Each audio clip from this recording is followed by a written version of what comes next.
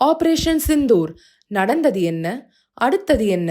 Lieutenant colonel Thiagarajan, பேராசிரியர் ராமஸ்ரீனிவாசன் பங்கேற்கும் சாணக்யாவின் உரைவீச்சு. June 29 ஞாயிறு மாலை 6 மணிக்கு கிகானி ஸ்கூல் ஆடிட்டோரியம், RS புரம், கோயம்புத்தூர்.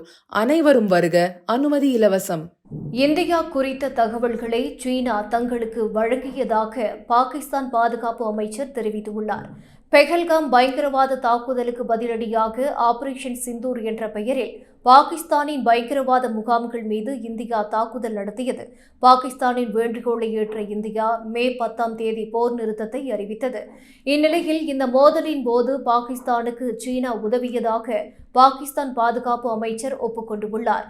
நேர்காணல் ஒன்றில் பேசிய பாகிஸ்தான் பாதுகாப்புத்துறை அமைச்சர் கவாஜா ஆசிப், ஆபரேஷன் சிந்தூர் மற்றும் இந்தியா உடனான ராணுவ மோதலின் போது சீனா தங்களுடன் ஒத்துழைத்ததாகவும் இந்தியா பற்றிய முக்கியமான உளவுத்துறை தகவல்களை தங்களுடன் பகிர்ந்து கொண்டதாகவும் தெரிவித்துள்ளார்.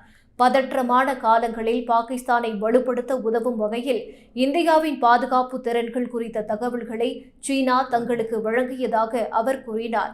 செயற்கைக்கோள் படங்கள் மற்றும் அச்சுறுத்தலின் அளவு குறித்த தகவல்களை சீனா வழங்கியது என்றும், பரஸ்பர அச்சுறுத்தல்கள் இருக்கும்போது சீனா பாகிஸ்தான் இடையே தகவல்கள் பகிர்ந்து கொள்ளப்படுகின்றன என்றும் கவாஜா கூறினார்.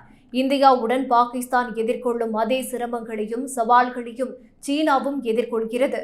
நெருக்கமாக இருக்கும் 2 நாடுகள் உளவுத்துறை தகவல்களை பகிர்ந்து கொள்வது இயல்பானது என்று கவாஜா ஆசிப் தெரிவித்துள்ளார்.